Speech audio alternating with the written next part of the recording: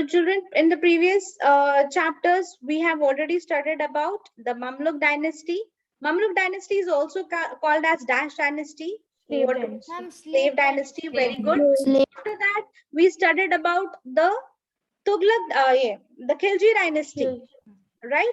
So in the Khilji dynasty, which were the rulers whom we had come across? Who will tell me? Jalaluddin Khilji. Alauddin Khilji and Alauddin Khilji. Yes. Okay, Jalaluddin Khilji and Alauddin Khilji. Okay, now what difference do you find in both these rulers who belong to the Ma'am, Khilji? Jalaluddin Khilji was leader. However, did not want Alauddin to Khilji was conquer many territories, used and Alauddin was Alauddin kind. Khilji was Alauddin Khilji was more violent, Had ma'am. to conquer more. Okay. Ma'am, Jalaluddin Khilji was weak and Jalaluddin Khilji was weak and did not expand his empire, but Alauddin Khilji was a violent ruler. He was a Yes, ma'am. ferocious ruler, and he expanded his ruler south the Narmada River. Not ruler, he expanded his territories till the south of Sorry. Narmadas. And you cannot call, he was not weak, but he was very kind. He had a nature who was very kind. He preferred having peaceful settlement instead of having wars. So that was his nature. But then Alauddin Khilji was completely different. He believed in conquering and expanding the territories, and he did that. He was quite successful in that. Apart from that, what else we had studied in the previous chapter related to the reforms which he brought in his dynasty? What changes did he bring? Alauddin Khilji did not allow the nobles to meet. And he was the first one to Ma'am, he start the banned reforms. whining and gambling. He of the chose the nobles. officer. Okay, good. Ma'am, he made those He four didn't allow the nobles rebellions. to Very good. marry and do gambling. And In short, he made those 4 rebellions. All Yes, right. ma'am. Apart from that, what administrative reforms did he brought? Ma'am, economic reforms and market control policies. Yeah. What changes did he bring? Ma'am, he began assessing land revenue on the basis of measurement of land under cultivation. Correct. Very good. And Very ma'am, good. he established the espionage system. Very good. What is that system all about? Who will tell me? I'm setting spies to keep a check on the nobles. yes, ma'am. Ma'am, he increased land tax by 50%. Yeah, this is very important. He increased land tax also. Okay. So What are we doing? what about the architecture, art and architecture? Ma'am, he built the Alai Darwaza, which is gateway to the Qutub Alai Minar. Darwaza, which is a Yes, gateway ma'am, to Qutub Alai Minar. Darwaza. Okay, good. So now we will study about the Tuglaq dynasty. The Tuglaq dynasty, also referred to as Tuglaq or Tuglaq dynasty. Okay, so it is just a Q and K difference. So please underline this. Was a Muslim dynasty of Turco-Indian origin. Okay, it was a Muslim dynasty of Turco-Indian origin, which ruled over the Delhi Sultanate in the medieval India. Its reign started in the year 1320 in Delhi when Ghazi Malik assumed the throne under the title of Ghiyasuddin Tuglaq. The dynasty ended in the year 1413. So how many years this dynasty lasted, children? 79 years. 17. And who was the person who took up the throne in the particular dynasty? Tuglaq. What was the Tuglaq. name of Ghiyasuddin Tuglaq? Ghazi Malik. Yeah, please underline this. Ghazi Malik assumed under this we had seen in the previous chapter also. The chapter ended with this sentence, right? Where Ghazi Malik, that is Ghiyasuddin Tuglaq, took up the throne. Now let's see as a ruler, what things did he do? What changes did he bring in his territories? The dynasty expanded its territorial reach through a military campaign led by Muhammad bin Tuglaq and reached its zenith between 1330 and 1335. It ruled most of the Indian subcontinent. Okay, so this dynasty also expanded. Now we'll see in much detail how the dynasty was expanded. After Alauddin Khilji's death from illness in the year 1316, a series of palace arrests and assassinations followed, with Khusro Khan coming to power in June 1320 after killing Latentious son of Alauddin Khilji, Mubarak Khilji. However, he lacked the support of the nobles and the aristocrats of the Khilji dynasty in Delhi. Delhi's aristocracy invited Ghazi Malik, then the governor in Punjab under the Khiljis, to lead the coup in Delhi and remove Khusro Khan. In the year 1320, Ghazi Malik launched an attack and killed Khusro Khan to assume the power. Now see, if you will notice carefully, each and every ruler who is coming to the throne, who's taking up the throne, getting the power, has some of the other incident, okay, or the story behind how they took up the power. For example, if I give you the example of Alauddin Khilji, do you remember how did he came to the power? Yes, ma'am. He killed his He father. killed. He killed his. He Killed his what? He killed his. father Jalaluddin and all his brothers. His Not his father was not Jalaluddin was not his father. He was his uncle. And he murdered his nephew, ma'am. Yes. And he was murdered by his nephew and son-in-law. Wait. Do not get confused. Jalaluddin Khilji was his uncle and Alauddin Khilji was his son and nephew and son-in-law. Okay. So he killed him, and then after killing his uncle, what else? He did not stop there. What else did he do? He blinded his sons and grandson to take up the throne, right? Now, similarly over here in this page, if you will see, after the death of Alauddin Khilji, it was Mubarak Shah, his son, who could take up the throne. But it was the nobles and the higher officials. They did not allow Mubarak Shah to become the next king. Instead what they did? They invited Ghazi Malik, who was at that time the governor of Punjab. They invited him, and then what did he do? He defeated Khusro Khan and then he took the power. Understood, everyone? Ghazi Malik launched an attack and killed Khusro Khan to assume power. Underline this also, that the nobles and the Delhi's aristocracy invited Ghazi Malik. Okay. Why? Because the nobles did not wanted Mubarak Khilji to become the next king after the death of Alauddin Khilji. That's the reason they invited Ghazi Malik. Have you understood till here, children? Have you all understood? Yes, till here? ma'am. Yes, ma'am. Yes, ma'am. Okay. Next page.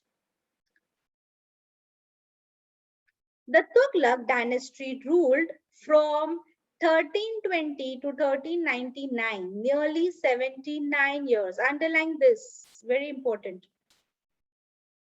What was the time period of the Tuglaq dynasty? From the year 1320 till the year 1399. That means almost 79 years it was the Tuglaq dynasty which took up after the Khilji dynasty.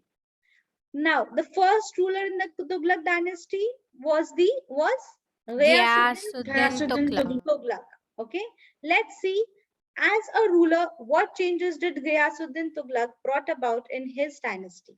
After Khusro Khan was killed, the reign of Khiljis came to an end, and this ushered in the reign of the Tuglaq dynasty, beginning with Ghazi Malik. On assuming the role of Delhi Sultan, he was called Ghiyasuddin Tuglaq. He was the founder of the Tuglaq dynasty. Please underline. Who was the founder of the Tuglaq dynasty? Ghiyasuddin Tuglaq. Okay. And And just underline that. Okay, so he took up the throne by defeating Khusro Khan. Okay, he became the king and he founded his dynasty, which he named as Tughlaq dynasty. Ghiyasuddin was an able ruler who managed to keep peace and stability in the Sultanate. He suppressed revolts and was concerned about the welfare of his subjects. His reforms were aimed at relaxing some of Alauddin's harsh policies. Okay, please underline this.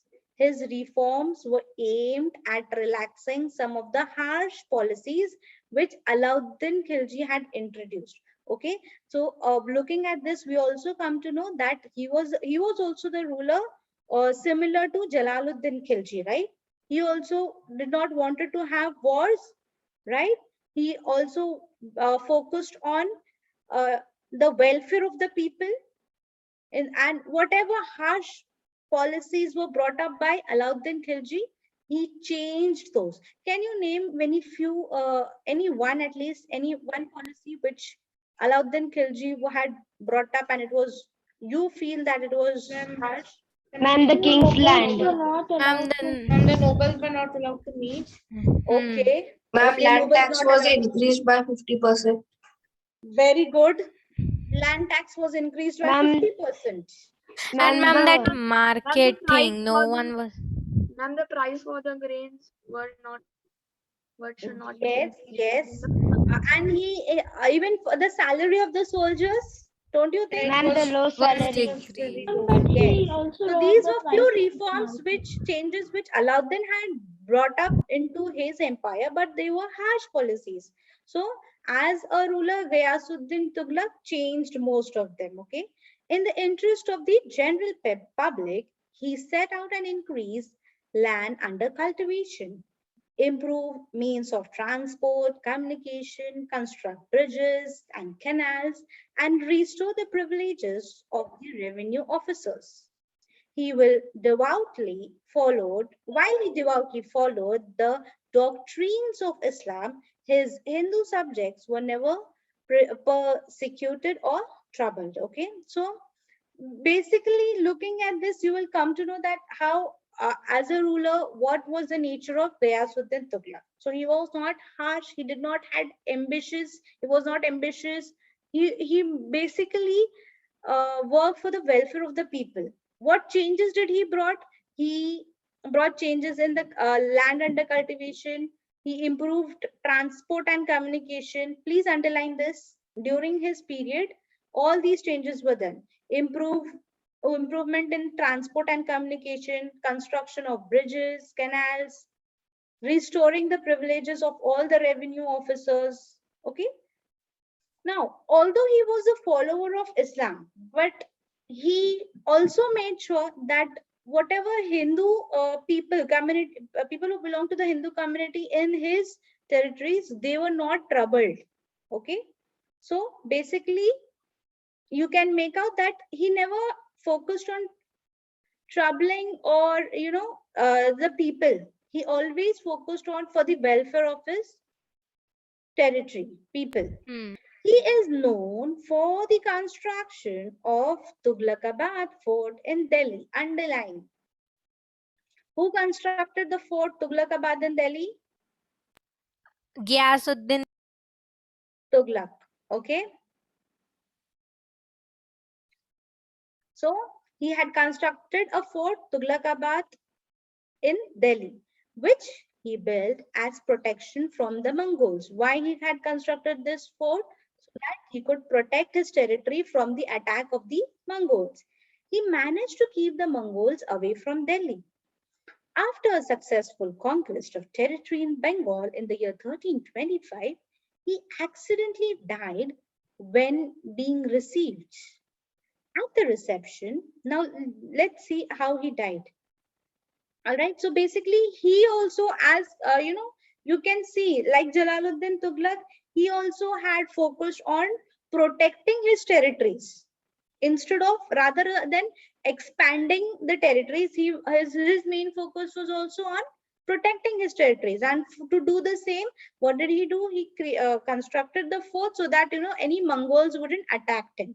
Now, he died accidentally when he was received, you know, at Bengal. Now, let's see what had happened. How did he die? At the reception, the tent built by his son, Jua Khan, to celebrate his father's victory was faulty. One can assume that the pavilion or stage was deliberately built as a weak structure. When the Sultan was passing through, led by a parade of elephants, the roof collapsed over his head and he died instantly. This clearly left the Sultanate in need of a ruler, and Jona Khan was ready to take on the mantle. Okay, so how did he die, children? Can anybody tell me what, if you have understood? Ma'am, the roof collapsed over his head and The he roof instantly collapsed. died. Who had Ma'am, Ma'am, Ma'am, Jona the Khan. stage was deliberately Ma'am, made his weak. son So Jona Khan when he built. was 1 minute, 1 minute, one student so that I can understand. Yes, Shlo. yes, ma'am. The stage was deliberately made weak. So when he was when he was walking with his elephants to celebrate the victory, Yes. the roof fell over his head and he died instantly. Okay. So who had built this tent? Jona Khan. Jona Khan, Ma'am, his Jona son. Khan, his How son. was he related to Ghayasuddin Tughlaq? He was his Ma'am, son. he was his son. Okay, got it. So this is how he was killed, or you can say he accidentally died. All right. So after him, it was his son who was ready to take up the throne. All right. Next is Muhammad bin Tughlaq. Please underline the years. 1325 till the year 1351. How many years did Ghayasuddin Tughlaq rule, children? He ruled for only 5 years. 4 years. Only 5. 5 From, years. yeah, from 1320 till 1325. Okay, Ghayasuddin Tughlaq ruled only for 5 years. How many years did Muhammad bin Tughlaq rule? 26 years. 26. 26 years. Okay. 26 So years. now we will see that what, as a ruler, what changes did Muhammad bin Tughlaq brought in his dynasty, and how is it that he became the ruler? First, and let us understand that. Okay. On becoming the Sultan, Jonat took the title of Muhammad bin Tughlaq. So what was the real name of Muhammad bin Tughlaq? Jona Khan. Jona Jona Khan. Khan. He was the son of Ghayasuddin Tughlaq only. Okay, although the name has changed, but do remember and underline this name also. His son, the above paragraph. Okay, the tent was built by his son, Jona Khan. So you know his son's real name was Jona Khan. Yes, the same. Yes, correct. And highlight that. Okay, and then highlight this, that Jona Khan took the title of Muhammad bin Tughlaq. So you know, if at all you get any objective question in exam, you know it's the same person, not two different people. Okay, Muhammad was highly intelligent and learned Sultan. He knew both Arabic and Persian and was well versed with Sanskrit as well. He had learned and studied philosophy, mathematics, astronomy, physical sciences, and calligraphy. I hope you all know what does a calligraphy mean. Yes, ma'am. Yes, ma'am. Type of writing. Calligraphy? Who will tell me what does calligraphy mean? Calligraphy is writing something in a creative form, ma'am. Yes, in a Or in a creative and a beautiful. decorative form. Correct. Okay. So, as you know, he was Muhammad bin Tughlaq was a learned person. Okay, he was very intelligent also. He had command on so many languages, including Arabic, Persian, Sanskrit, and he had studied so many other subjects as well. He was also a good poet. We know much about Muhammad's character from the account of Ibn Battuta, who visited and stayed in his court. Okay, please underline. From where do we get the information about Muhammad bin Tughlaq? It is from Ibn Battuta. Who was Ibn Battuta? He was a visitor who stayed in his port. Ma'am, we have seen this name in the chapter Medieval India from the Correct. Turks We to had come across this name in the previous chapter as well. It's good to know that you remember. Okay, very good. Have you understood till your children? Yes, ma'am. Yes, ma'am. All right. Yes, Next ma'am. page.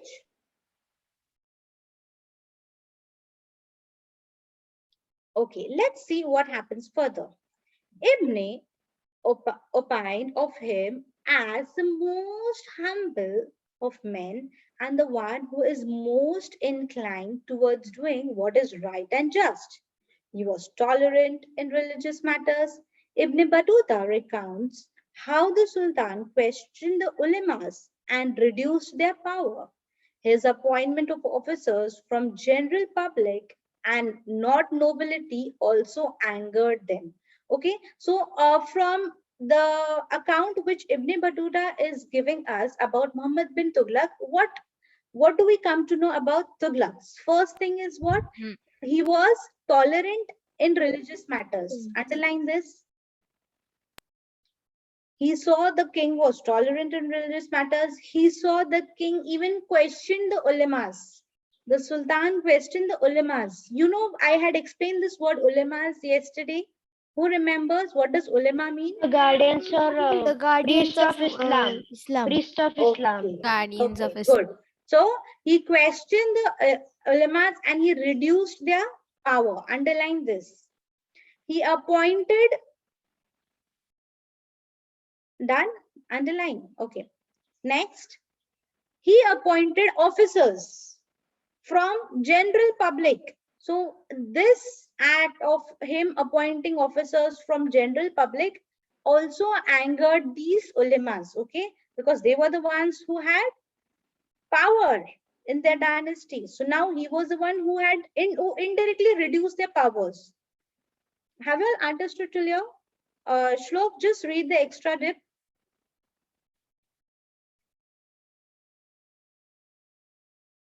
Ma'am, may I read? Yes, Samriddhi. Okay. Ibn Battuta, the scholar, hailed from Morocco and traveled throughout the Middle East into China and India. His experiences and observations are documented in his creative travelogue titled Rihila. Rihla, which means quest or journey in Arabic. This is a mix of personal narrative, description, opinion, and anecdote. He was appointed as quasi or judge on religious matters. Okay. So he was basically the scholar who came from which place? Morocco. Okay. That is, and he traveled throughout the Middle East, even into India and China. So he was a traveler. And then through his account, we come to know about Muhammad bin Tughlaq. Understood till here? Next.